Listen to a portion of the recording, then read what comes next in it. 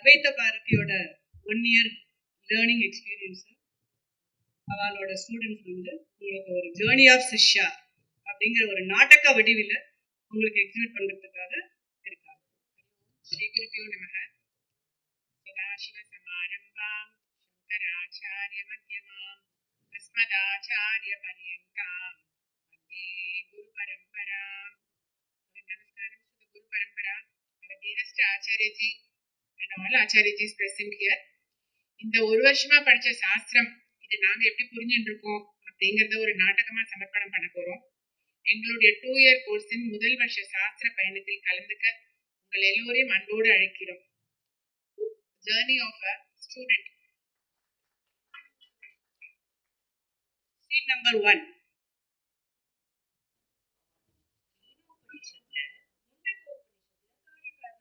படிச்சோம். சத்யாமித்ய விவேகத்துல தொடங்கியது. இரு என்ன பண்ணிட்டு இருக்கா? இதெல்லாம் 1 yearல படிச்சோமே. இதெல்லாம் போன வருஷம் படிச்சோம். என்னன்னு புரிஞ்சுது, ஆனா எப்படி கனெக்ட் பண்றதுன்னு புரியலையே. ஆச்சாரியஜி 2 year கோர்ஸ் ஆரம்பிச்சிருக்கா. வெயிட் பண்ண, அட்டன் பண்ணி பார்ப்போம், கண்டிப்பா புரியும். அப்படி சொல்றியா? சரி, ஓகே, கண்டிப்பா அட்டன் பண்றோம். ஹரி ஓம். இப்போ ரிட்டையர்ட் ஃப்ரம் கர்மா, ஆனா இன்னும் தன்னோட நித்திய நைமித்திக கர்மாலேருந்து விடுபடாத ஒரு தம்பதிய மீட் பண்ணலாமா?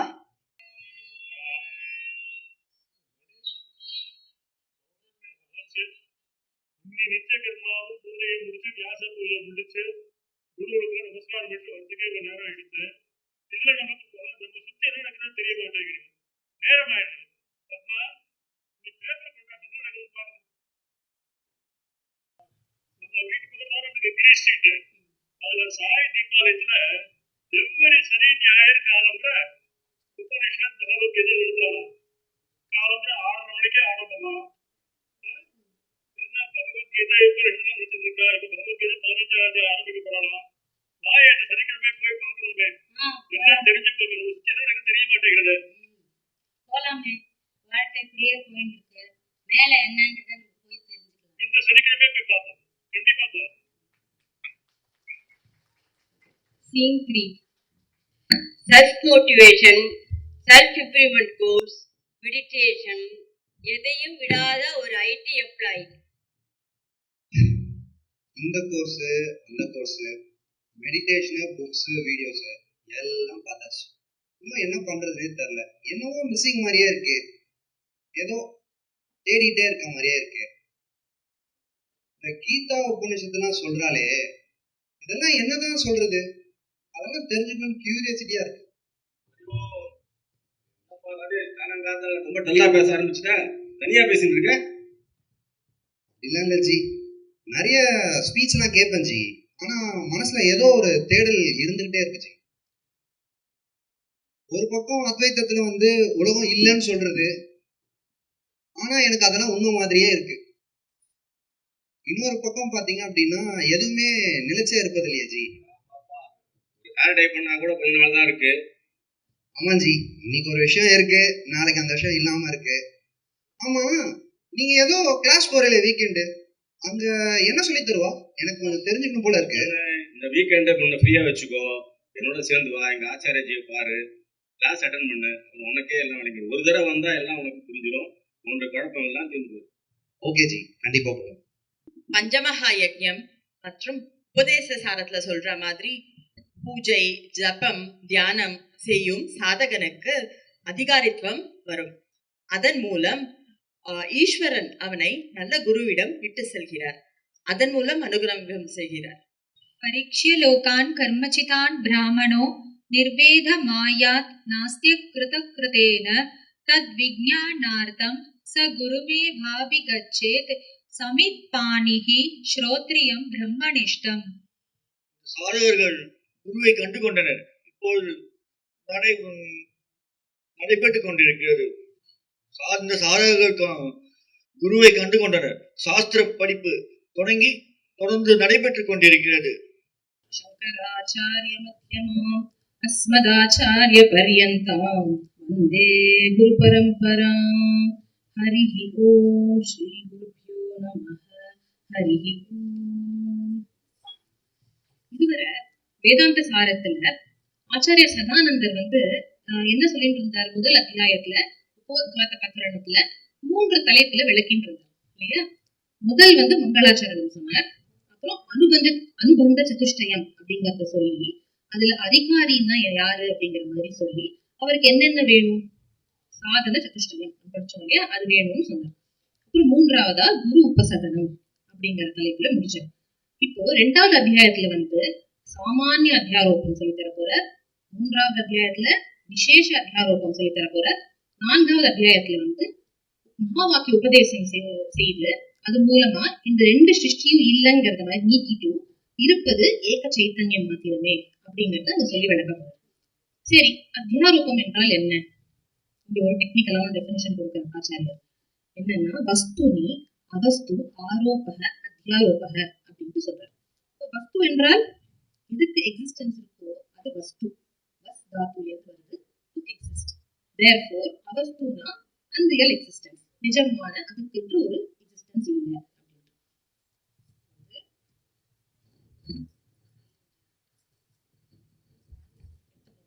கோல்ட் பேங்கிள் எடுத்துட்டோம்னா இதுல வந்து பேங்கிள்ங்கிறது தான் வந்து அவஸ்து. வஸ்து எது? தங்கம் தான் இல்லையா? இப்போ ஆரோபக என்றால் தோற்றம். இந்த இடத்துல வந்து இந்த பேங்கிள்ங்கிறது கோல்டு மேல ஒரு தோற்றம் கொண்டிருக்கு இல்லையா?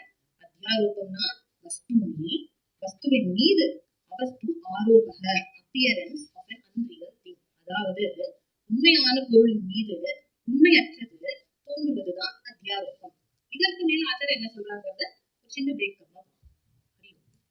நமஸ்காரம் ஜி. நமஸ்காரம் ஜி, வாங்க எப்படி நல்லா இருக்கேன் ஜி. 2 weeks பிளான், அதனால எக்ஸ்டெண்ட் பண்ணியிருக்கேன். கிளாஸ் அட்டென்ட் பண்ணி கேம்ப் முடிச்சுட்டு தான் போறேன் ஜி.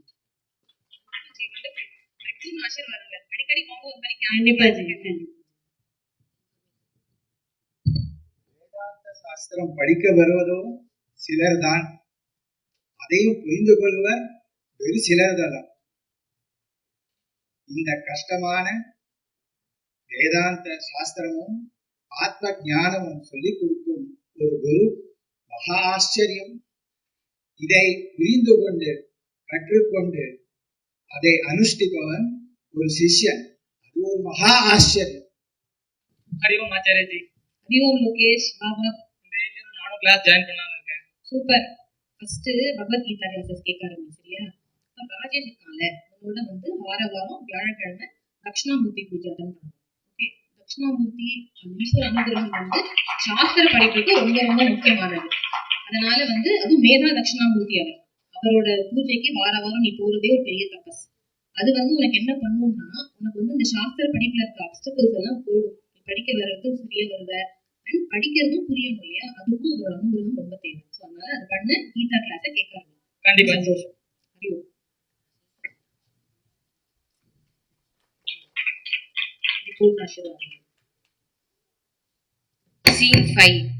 வயிற்று பசிக்கு உணவருந்த சென்ற மாணவர்கள் அங்கே அறிவு பசியை தீர்க்கும் விஷயத்தில் ஈடுபடுகிறார்கள். அஞ்ஞானம்னு சொன்னா எனக்கு முதல்ல ஞாபகம் வருது திருஷ்ய விவேகம் தான். ஆமாஞ்சி, அவ்யக்த நாமரூபமாகிய அஜ்ஞானமும் மூலவஸ்துவாக சத்ரமும் தான் சிருஷ்டிக்கு காரணம். நம்ம எல்லாம் படிச்சோம். தங்கத்திலிருந்து எப்படி பல்வேறு ஆவரணங்கள், பல்வேறு நாமரூபங்களாகிய ஆவரணங்கள் தோன்றுவது போல நம்ம சத்ரமனான மூலவஸ்துவான சத்ரமிலிருந்தே இந்த ஜெகத் அனைத்தும் வெளித்தோற்றத்துக்கு வந்து படிச்சோம். ரொம்ப நல்லா சொல்லுங்க. Excellent G. தஸ்மாத் வா ஏதஸ்மாத் ஆகாஷ சம்பூதः. ராஜேஷ் ஜி தான் பிரம்மானந்த வழி தைத்திரிய உபநிஷத்து சொல்லியிருக்காங்க. சோகாமயத் பஹுஸ்யாம் பிரஜா ஏயேதி சதபோ தப்யத சதபஸ்தப்வா இதகும் சர்வமஸ்ருஜத் யதிதம் கிஞ்ச தத் ஸ்ருஷ்ட்வா ததேவானுப்ராவிஷத்.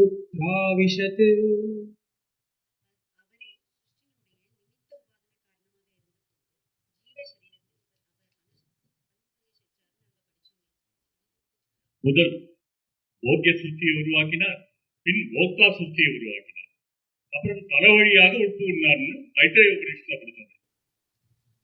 ஸ்ரீபிரத்தை பத்தி ஒவ்வொரு டெக்ஸ்ட்ல வேற வேற மாதிரி சொல்லியிருக்காங்க.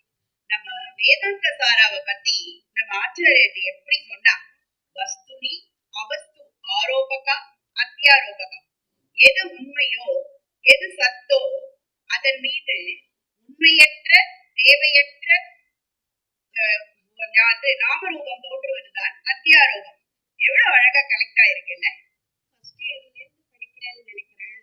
அதான் நான் இந்த வருஷம் தான் ஜாயின் பண்ணிருக்கேன். ஐயோ போற மாதிரி இருக்கேன். நான் என்ன எப்படி இம்ப்ரூவ் பண்ணிக்கணும்? அதான் மாமி, கீதாலேயே கிருஷ்ணர் விஸ்வாவை நானாக பாருன்னு சொல்லியிருக்காரே.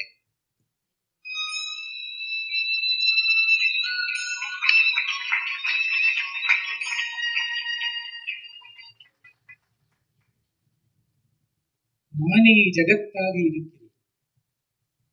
சூரியத்தின் வெப்பம் நானே. நானே மழையாக இருக்கிறேன். நானே உன்னுள் சாட்டராக்னியாகவும் இருக்கிறேன். விஸ்வத்தை நானாக பார். விஸ்வம் உருவாக்கப்பட்டது என்னால். விஸ்வம் நிலைத்திருப்பது என்னுள். விஸ்வம் ஒடுங்குவதும் என்னுள். நானே கால தத்துவமாகவும் இருக்கிறேன். நான் உன்னிலிருந்து ஒருபோதும் விலகி இருப்பதில்லை. இதை நன்கு புரிந்து கொள். விஸ்வத்தை பகவானா புரிஞ்சுக்கணும். நம்ம சுற்றி இருக்கிற உலகத்தை பகவான்னு புரிஞ்சுக்கணும். அப்பதான் அவருக்கு வேற ஒண்ணு இல்லைன்னு நம்மளால புரிஞ்சுக்க முடியும்.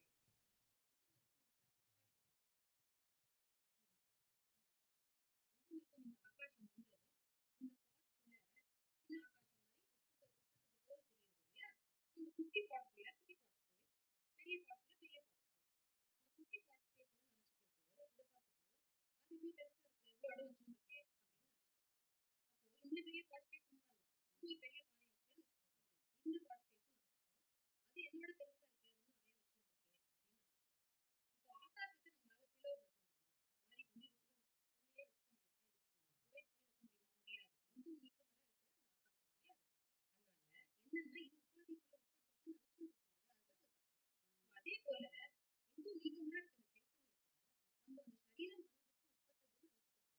அப்படி நினைச்சுக்கிறதுனால நம்ம இந்த குட்டி பாட்டு மாதிரி இன்னொருத்த பார்த்து இது எப்படி இருக்கு, பெருசா இருக்கு, சின்னதா இருக்கு, நம்ம லிமிட்டடா இருக்கும் அப்படின்னு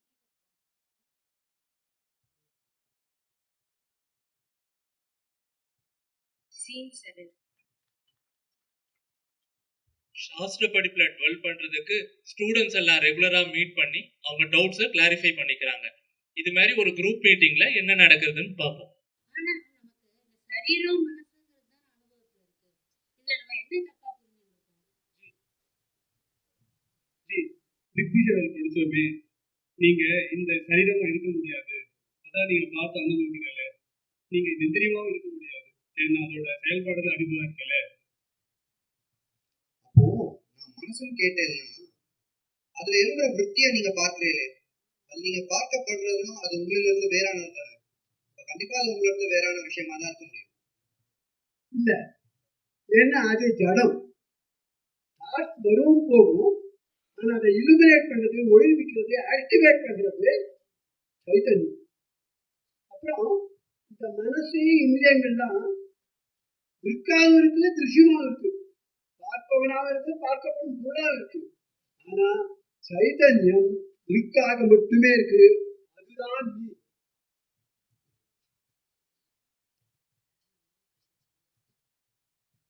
அதான் நம்ம ஆச்சாரியாஜி கிளாஸ்ல எப்பவுமே எக்ஸாம்பிள் கொடுப்பாரு, எலக்ட்ரிசிட்டி. அது இருக்கிறதுனால பல்பு எரியும். ஆனா அதுவா ஒண்ணு செய்யாது, ஒண்ணுக்கும் செய்விக்காது.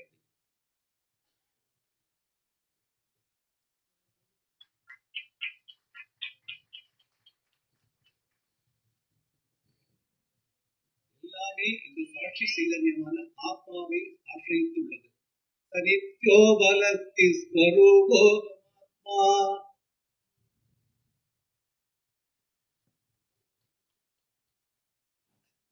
பரிபூர்ண ஆசீர்வாதங்கள்.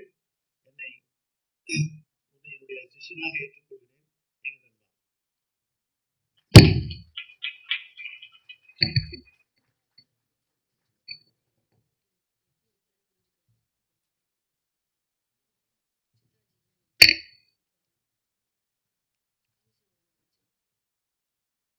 மனுஷ பிரக்கிரியால அனுபவத்திற்கு உட்பட்டது நான் இல்ல, அது அனாத்மான்னு புரிஞ்சுட்டோம். அது நல்லாவே புரிஞ்சிச்சு. ஆனா அந்த அனாத்மாவை எப்படி நான் மித்யாத்வ நிச்சயகிரகணம் பண்றது?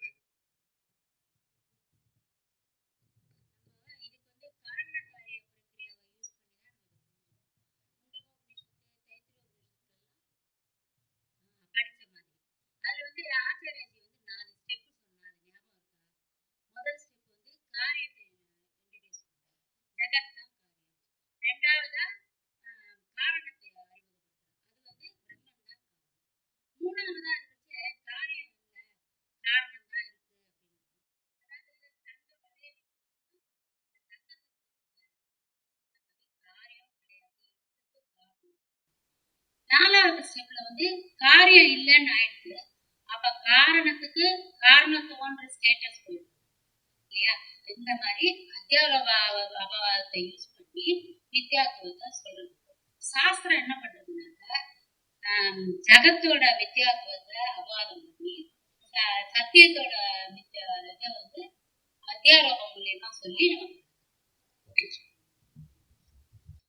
இந்த விஷயத்தை யாரால் புரிந்து கொள்ள முடியும் என்றால், திருஷ்யத்தை துவக்யா புத்தியா சூக்ஷ்மயா சூக்ஷ்மதர்ஷிதி, அதாவது யாருக்கு ஷார்ப் இன்டெலெக்ட் இருக்கோ அவர்கள்தான் இதை கிரகிக்க முடியும். நச்சிகேதா,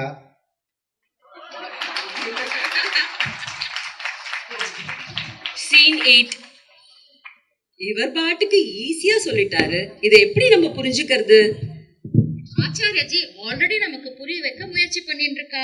சப்தத்தால விளக்க முடியாதத சப்த பிரமாணத்தை வச்சு புரிய வைக்கிறா. அது குரு மகிமா, சாஸ்திரத்தின் மகிமா அண்ட் குரு பரம்பராவின் மகிமா. ஆமா, குரு சாஸ்திரத்துக்கிட்ட தலையை கொடுத்துட்டோம்னா குரு சொல்றத கேட்டு நடந்தா போதும். ஸ்ரத்தாவுடன் உபதேசம் கேட்கிறவாளுக்கு ஞானம் கண்டிப்பா கிட்டும்னு கீதையில கிருஷ்ணர் சொல்லியிருக்கார். ஸ்ரத்தாவான் லபத்தே ஞானம். ವೇದಾಂತ ಸಾರಲ್ಲ ನಮ್ಮ ಶರೀರಕ್ಕೆ ಲಕ್ಷಣம் கடிச்சோமே. ஐத்திரேயத்துல வேத பிரயோகிதமஹம்னு சொல்லியிருக்காரு. அதை நம்ம ஆச்சாரிய சொல்லி கொடுத்திருக்காரு. கீதையில கிருஷ்ணர் குணத்திரிய அதீதஹ அகம் அப்படின்னு சொல்லியிருக்கார்.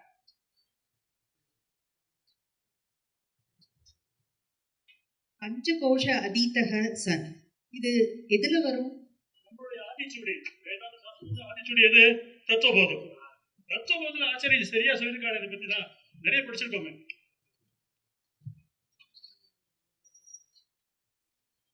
விஷயத்துக்கு வாங்கப்பா. இப்படி எல்லாம் நம்ம பேசுறோமே, இதை நம்ம எப்படி புரிஞ்சுக்கிறது? அதாவது பஞ்சகாத்மாவாக விளங்கி கொண்டிருக்கும் நானே பிரம்மன் அப்படிங்கிற போது இந்த பஞ்சகோஷ விவேகத்தை பத்தி எதுக்காக நம்ம பிரீஃபா டிஸ்கஸ் பண்ணணும்? உபனிஷத்தை அதுல சொல்லிடலாமே. மாமி, இது ரொம்ப இம்பார்ட்டன்ட் டிஸ்கஷன். உபனிஷத் நேரடியாக பிரத்யேகாத்மா பிரம்மன் நான் மட்டுமே சொல்லி கொடுத்தா இந்த அன்னமயம் பிராணமயம் இந்த ஜகத் அப்படின்றதெல்லாம் என்னன்னு நமக்கு புரியாமலே போயிடும். கரெக்டா சொன்னீங்க. அதாவது இருப்பது அனைத்தும் நான் ஆகிய ஆத்மாவிலிருந்து வேறானதல்ல. அதே சமயம் ஆத்மாவாகிய நான் இது எதுலேயும் டிபெண்டாவும் இல்லை. ஸோ அப்போ நான் யார்? நான் சர்வாத்மா. ஸோ அதாவது இருப்பது அனைத்தும் நானே அப்படின்னு நம்மளுக்கு இப்போ தெளிவா புரியுறது இல்ல? உபனிஷத்து இந்த விஷயத்த எவ்வளவு அற்புதமா விளக்கிருக்குல்ல. சூப்பர்ல. அப்போ முதல்ல அன்னமயம் ஆத்மா, அப்புறம் ஆத்மாவும் அன்னமயம். நெக்ஸ்ட் ஸ்டெப்ல அன்னமயம் ஆத்மா, ஆனா ஆத்மா அன்னமயம் இல்ல, பிராணமயம். திரும்ப முதல் படியில பிராணமயம் ஆத்மா, அப்புறம் ஆத்மாவும் பிராணமயம். அதுக்கப்புறம் பிராணமயம் ஆத்மா, ஆனா ஆத்மா பிராணமயம் இல்ல. இப்படி ஒவ்வொரு கோஷமா நம்ம விசாரம் பண்ணணும். இதே மாதிரி ஒவ்வொரு கோஷமா நம்ம விசாரம் பண்ணிட்டு நான் அன்னமயம் அப்படிங்கறதுல இருந்து நான் தான் சத்தியம் ஞானம் அனந்தம் பிரம்ம அப்படிங்கறத புரிஞ்சுக்கிறதுக்கு தானே இந்த பிரக்ரியா இருக்கு. ஆஹா, இந்த தைத்திரிய உபநிஷத்து நமக்கு எவ்வளவு அழகா மெதுவா படிப்படியா சொல்லி கொடுக்கறதுல இந்த விஷயத்த அது இந்த விஷயத்தை நம்மளுக்குள்ள மண்டையில ஏறணுன்றதுக்காக நம்ம இந்த சம்பிரதாயத்துக்கும் இந்த ஆச்சாரியம் நம்ம பாடுபடுற வரைக்கும் நம்ம எவ்வளவு கடமைப்பட்டிருக்கோம்ல. நிச்சயமா ஜி, இந்த உபசங்கரமான ஸ்ருதியில வந்து சொல்றா இல்லையா, ஒன்றை அடைவதற்காக மெல்ல மெல்ல நம்ம கடந்து சென்று அடையப்படுவதுன்னு சொல்றா. இதுல எனக்கு என்னன்னா, நம்ம வந்து ஒரு புழுவ மாதிரி முள்ள முள்ள நீங்கி போய் அடையணும்னா இது எப்படி நம்ம இன்ஃபர் பண்ணிக்கிறது? உபசங்கரமான ஸ்ருதியில உபனிஷத் என்ன விளக்க நினைக்கிறது அப்படின்னா, இந்த அன்னமயம் பிராணமயம் எல்லாமே பிரத்யேகாத்ம பிரம்மனாகிய என் மீது ஏற்றி வைக்கப்பட்டுள்ளது, ஆரோபிக்கப்பட்டுள்ளதுன்றத உணர்த்துறதுக்காக தான் இப்படி சொல்லி தர்றது. நம்ம வேதாந்த சாதனையும் படிச்சோமே, வஸ்துனி ஆவஸ்து ஆரோபக அத்தியாரோபகன்னு. ஆக்சுவலா பிளவுபடாத அத்வைத சொரூபமான நானே பிரம்மன்னு நம்ம உணர்ந்துக்கிறதுக்காக தான் இந்த பிரயத்தனம். நானே அதிஷ்டானம், நானே சத்தியம். ஆஹா, இந்த மனசு உடம்பு எல்லாமே இன்ஸ்ட்ருமெண்ட் தான். ஆனா நானாகிய சப்ஜெக்ட் வந்து இந்த இன்ஸ்ட்ருமெண்டோட ரொம்ப க்ளோஸா இருக்கேன் இல்லையா? ஆனா இந்த இன்ஸ்ட்ருமெண்டே நான் நம்பிட்டேனே, அப்படியே நான் எடுத்துட்டேனே. ஆஹா, என்ன ஒரு விந்தை இது. சீன் 9. கிருஷ்ணா, சேத்திரம் என்றால் என்ன, சேத்தக்ஞம் என்றால் என்ன, என் நிஜஸ்வரூபம் என்ன? அர்ஜுனா, சேத்திரம் என்பது உன்னுடைய உடம்பு, மனது மற்றும் இந்த உலகம். இவை அனைத்தும் சேத்திரம் எனப்படும். ஆனால் இவைகளுக்கு ஆதாரமாக இருப்பாக இருக்கும் வஸ்துவை சேத்திரஜ்யம் எனப்படும். சேத்திரஜ்யம் மாம் வித்தி. அறியத்தக்க வஸ்து எது? அது எப்படி புரிந்து கொள்வது? அறியத்தக்க வஸ்து ஞேயம் எனப்படும். அந்த ஞேயத்தை எப்படி அறிந்து கொள்வது? அதுவே இருப்பு பிரம்மன். அதை அறிந்து கொள்வதற்கு காரணம் என்றால் என்ன, காரியம் என்றால் என்ன என்று சொல்ல வேண்டும். காரணம் என்றால் அசத் என்று சொல்லலாம். ஏனால் காரணம் என்பது நமக்கு வெளிப்படாத ஒன்று, அவ்வியக்தமாக இருப்பது. காரியம் என்பது வெளிப்பட்டு சத் என்று சொல்லப்படுகிற விஷயம். ஆனால் பிரம்மனாகிய சைதன்யமோ காரணமும் அல்ல, காரியமும் அல்ல. ந சத்து தத் ந அசத் உச்சதே. டால் மேன் என்று சொல்லும் பொழுது டால் என்பது அட்ஜெக்டிவ், மேன் என்பது நவுனாக உள்ளது. இந்த நவுன் என்பது சப்ஸ்டன்ஸ், வஸ்து. அதுவே கோல்டு பேங்கிள் என்று சொல்லும் போது, தங்க வளையல் என்று சொல்லும் போது, வளையல் என்பது தனியான ஒரு சப்ஸ்டன்ஸ் கிடையாது, தங்கமே வளையலாக உள்ளது. அதே போல இந்த இருப்பாகிய பிரம்மன் அனைத்துமாக உள்ளது. அந்த இருப்பை உனக்கு வேறாக, உன்னால் உனக்கு ஆப்ஜெக்டாக ஒருபோதும் அறிய முடியாது. ஏததாத்மியம் இதம் சர்வம் தத் சத்யம் ச ஆத்மா தத் த்வமசி அர்ஜுனா.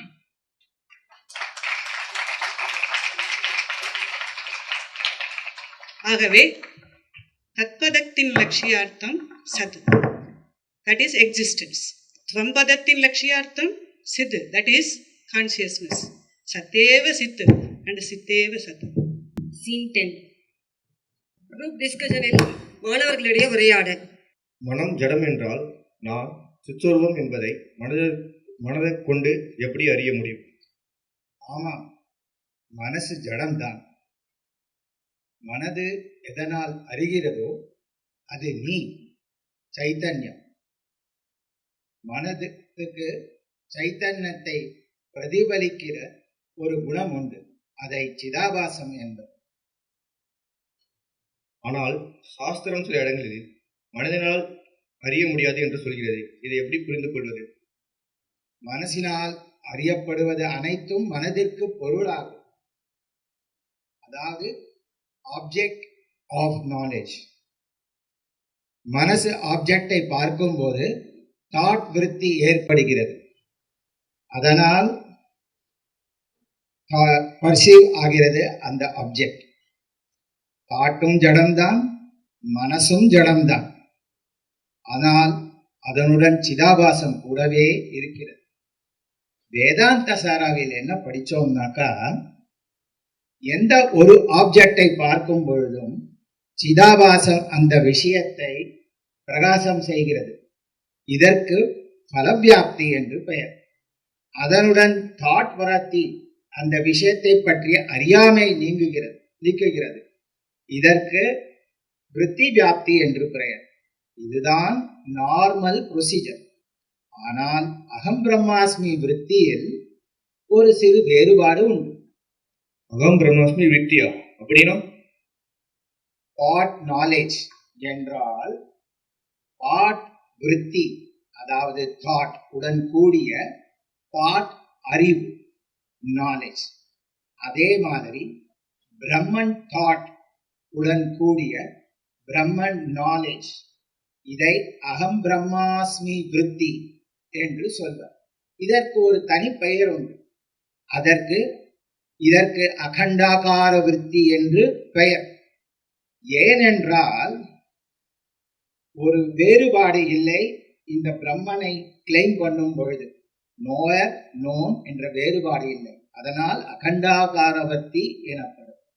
இங்கு அகம் பிரம்மாஸ்மி விருத்தியில் அறியாமை நீங்குகிறது. அதனால் விருத்தி வியாப்தி உண்டு. ஆனால் சிதாபாசம் எப்படி சைத்தன்யத்தை விளக்கும்? அதனால் பலவியாப்தி கிடையாது. அதனால் சாஸ்திரத்தில் சில இடத்தில் மனத்தால் அறிய முடியும் என்றும் வேறு சில இடங்களில் மனத்தால் அறிய முடியாது என்றும் உபனிஷத் கூறுகிறது. இன்ஃபேக்ட் அகம் பிரம்மாஸ்மி விருத்தியில் பலவியாப்தி இல்லை என்று சொல்வதை விட பலவியாப்திக்கு தேவையில்லை என்று புரிந்து கொள்வதே சரி. அறிவோம். புரிந்ததான? சீன் 11. அகம் பிரம்மாஸ்மி புரிஞ்சுட்டோம். ஆனா இப்ப ஓம் தான் சர்வம்னு மாண்டிஃபிகேஷன் சொன்னாங்களே, அது எப்படி புரிஞ்சுக்கிறது? இந்த பிரபஞ்சத்தை, இங்க இருக்கிற பிரபஞ்சத்தை ரெண்டா கேட்டகரைஸ் பண்ணிக்கலாம். ஒன்று அர்த்த பிரபஞ்சம், வேர்ல்ட் ஆஃப் ஆப்ஜெக்ட்ஸ், அண்ட் இன்னொன்று சப்த பிரபஞ்சம், வார்த்தைகள், வேர்ல்ட் ஆஃப் வேர்ட்ஸ். சரியா? இப்ப இந்த அர்த்த பிரபஞ்சத்தோட அதிஷ்டானம் தான் துரியம் பிரம்ம அப்படிங்கறத நம்ம இது வரைக்கும் மாண்டிஃபிகேஷன் படிச்சுட்டே விசாரம் பண்ணிக்கலாம். அதே மாதிரி இந்த வேர்ல்ட் ஆஃப் வேர்ட்ஸ், சப்த பிரபஞ்சத்துக்கு அதோட அதிஷ்டானம் ஓம்கார. ஒரு இடத்துல பாஷ்யக்காரர் என்ன சொல்றாருன்னா, ஓம்காரமே தான் வேஷம் போட்டு இருக்கும் ஒரு சப்தமா அப்படின்னு சொல்றாரு. அதோட எசன்ஸ் ஓம்கார அப்படின்னு பார்த்தோம். இப்போ இந்த சப்தத்துக்கும் அர்த்தத்துக்கும் என்ன ரிலேஷன்ஷிப்? சேர் அப்படின்னு சொல்லுவோம். சேர்னா அந்த சேரை ஈக்குவல் கிடையாது இல்லையா? சோ அப்போ அந்த சப்தம் என்ன பண்றதுன்னா அந்த பொருளை ரிவீல் பண்றது. அது என்ன அப்படிங்கறத ரிவீல் பண்றது. சோ இது ரிவீலர், அது ரிவீல்டு. இது அபிதானம், ரிவீலர். அது அபிதேயம். சப்தம் தான் ரிவீலர், அபிதானம். அது அபிதேயம், ரிவீல்டு. சோ ஒவ்வொரு வார்த்தையும் இந்த பிரபஞ்சத்துல இருக்க ஒவ்வொரு விஷயத்துக்கும் ஒரு வார்த்தை ரிவீலரா இருக்கு. சரியா? இப்போ என்ன பார்த்தோம்னா, இப்போ சொன்ன மாதிரி இந்த அர்த்த பிரபஞ்சத்துக்கு அதிஷ்டானம் துரியம் பிரம்ம அப்படின்னா, அந்த அர்த்த பிரபஞ்சத்துக்கு நிஜமான ஒரு எக்ஸிஸ்டன்ஸே கிடையாது. எப்படி இந்த கோல்டு பேங்கிள் முதல்ல பார்த்துட்டு இருக்கோம் இல்லையா? இந்த கோல்டு பேங்கிள்ல கோல்டுங்கிறது வஸ்து, பேங்கிள்ங்கிறது அவஸ்து இல்லையா? வெறும் ஏற்றி வைக்கப்பட்ட தோற்றம். அதே மாதிரி இந்த ஒரிஜினல் வஸ்து துரியம் பிரம்ம, அதற்கு மேல ஏற்றி வைக்கப்பட்டதுதான் அந்த பிரபஞ்சம்ங்கிறது பார்த்துட்டோம். ஸோ இன் எசன்ஸ் அது துரியம் பிரம்ம. அப்போ இந்த சப்தம் சொல்லுவோமே, சேர் அப்படின்னு சொல்லுவோமே, அதுக்கு பின்னாடி விளக்குறதுக்கு ரிவீல் பண்றதுக்கு ஒரு ஆப்ஜெக்டே இல்லை. அப்போ இந்த பிரபஞ்சம்ங்கிறது என்னன்னா, இட் இஸ் நியர் வேர்ட்ஸ். பிரபஞ்சம் இஸ் நியர் வேர்ட்ஸ்.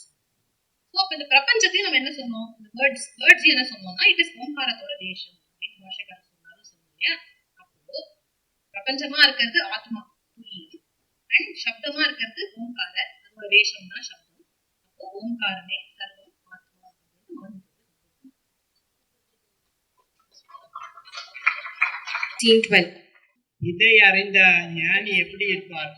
சன்னியாசியோ, கிரகஸ்தனோ, வானப்பிரஸ்தனோ, பிரம்மச்சாரியோ யாராயினும் இதே லட்சணத்தை கொண்டவர்களாக இருப்பார்கள். ஞானத்தினால் அவருடைய சஞ்சித கர்மாவானது முழுவதுமாக பொசுங்கி விடுகிறது. ஆகாமியம் ஏற்படுவதில்லை. பிராரப்தத்தில் அவர் ஆனந்தமாக வாழ்ந்து வருவார். ஏனெனில் அவர் சம்சாரத்தை கடந்தவர், தன்னுடைய நிஜஸ்வரூபத்தில் நிலைத்து இருப்பார். இதையத்தான் கீதையில 2வது அத்தியாயத்துல 55வது ஸ்லோகத்துல சொல்லுது, ஆத்மன்யேவ ஆத்மனா திருஷ்டக அப்படின்னு சொல்லிட்டு அதுல சொல்றது. அதாவது அந்த ஞானியாகப்பட்டவனுக்கு எந்த ஆசையும் இருக்காது, நல்ல வைராக்கியத்தோட தன்னில் தானே சந்தோஷமாகவும் சுகமாகவும் இருப்பார். சாதகனுக்கு இலக்கு முக்தி, ஞானிக்கோ தனக்கு வேறாக ஒன்றும் இல்லை. அவர் ஸ்வரூபமோ முக்த ஸ்வரூபம். எல்லோரையும் போல் இந்த உலக நாடக மேடையில் ஒரு கதாபாத்திரமாக செயல்படுவார். அப்படிப்பட்ட என்னோட ஸ்வரூபம் என்னவென்றால், நான்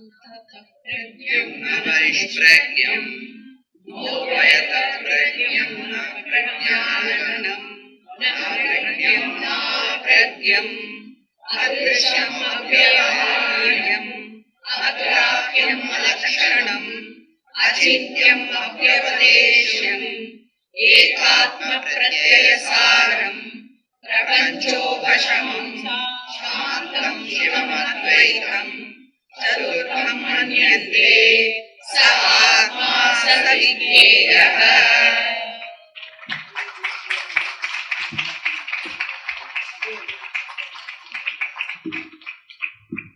ஜெயா, உன் பசிலுக்கு இப்ப என்ன ஆச்சு? பசில்கா இப்போ என்ன புரிஞ்சுதுன்னா, சந்தேகங்கள்லாம் தீர்ந்து யார் ஒருத்தவா சாதனை பண்ணி அதிகாரித்துவத்தை வளர்த்துண்டு குரு சாஸ்திரத்துக்கிட்ட தலையை கொடுத்து ஆச்சாரியா கிட்ட சிரவணம் மனனம் பண்ணி இந்த சாஸ்திரத்திலேயே டுவெல் பண்ணிட்டு இருக்கிற மாதிரி உள்ள சாதகர்களுக்கு அண்டர்ஸ்டாண்டிங் பூர்ணமா இருந்து நல்லா புரிஞ்சுது. சரி, இனிமே என்ன பண்ணணும்?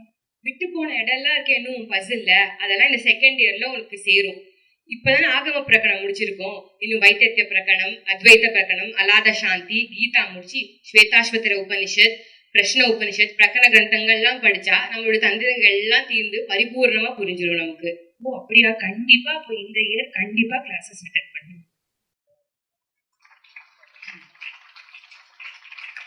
இவா 2 பேரோட சந்தேகம் மாத்திரம் இல்ல, நம்ம எல்லாருக்கும் இந்த சந்தேகங்களும் இப்ப தீர்ந்திருக்கும். ஆனா ஒண்ணு, இந்த சாஸ்திரத்தை சொல்லித்தர ஒரு குருவால மட்டுமே முடியும். கிருஷ்ணர் கீதையில சொல்றார், உபதேக்ஷேந்தி தே ஞானம் ஞானினக தத்துவதர்ஷினக. அப்படி பகவான் சொல்ற மாதிரியே உள்ள குரு நமக்கு கிடைச்சிருக்கார். அவருக்கு அனந்த கோட்டி நமஸ்காரங்கள்.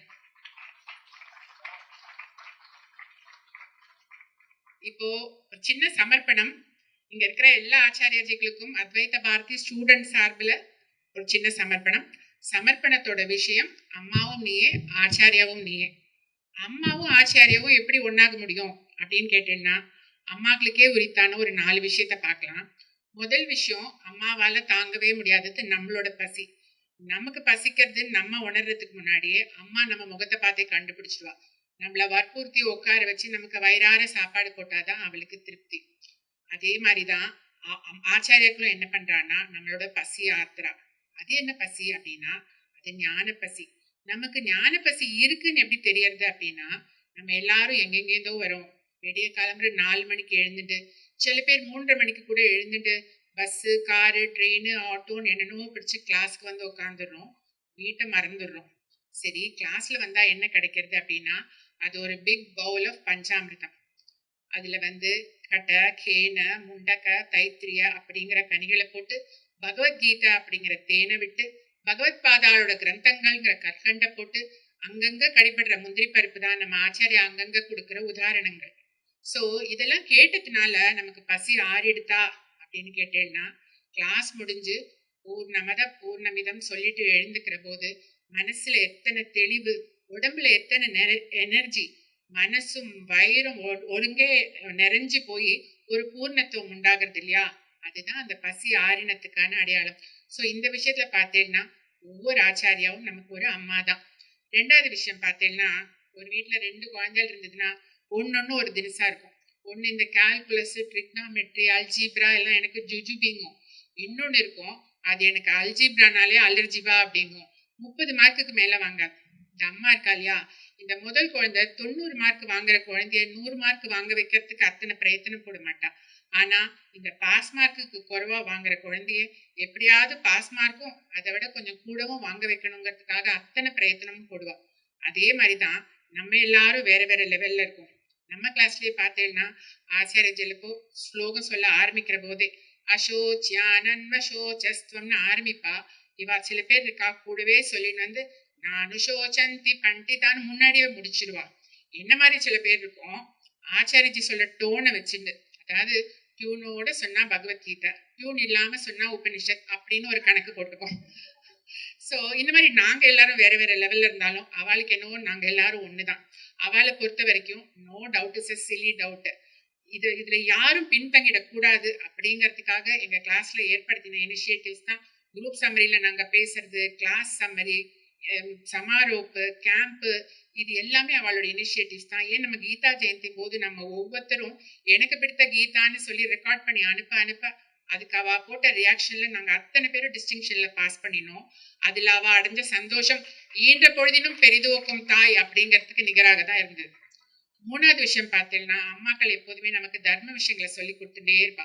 சின்ன குழந்தையிலேருந்து குட்டி குட்டி கதைகள் மூலமா அந்த வேல்யூஸ் எல்லாம் ஏத்துவா. போய் சொல்லக்கூடாது, திருடக்கூடாது, அந்த மாதிரி வேல்யூஸ் சொல்லித்தர கதைகளா இருக்கும். சிலது வந்து பக்தி கதைகளா இருக்கும். துருவ சரித்திரம், பிரகலாதன் கதை, அந்த மாதிரி உள்ள கதைகளை சொல்லி தருவா.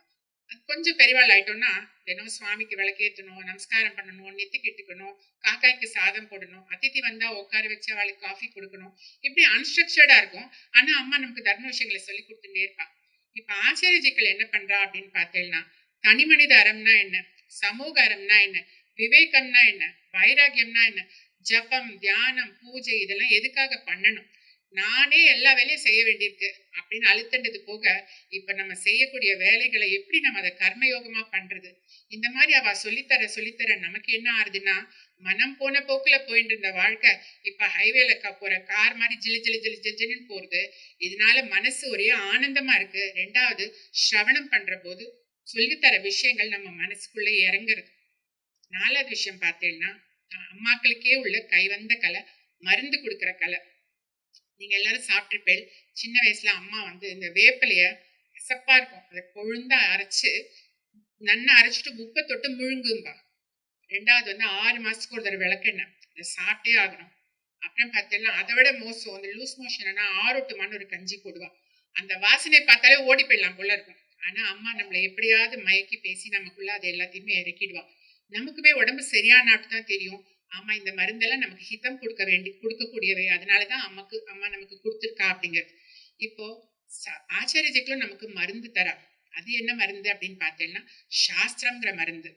இப்போ சில மருந்து பார்த்தேன்னா நமக்கு என்ன நோயின்னு நீங்க கேட்கலாம், அது பவரோகம் அப்படிங்கிற நோய். சில மருந்து பார்த்தா பஜகோவிந்த மாதிரி காரமா இருக்கும்.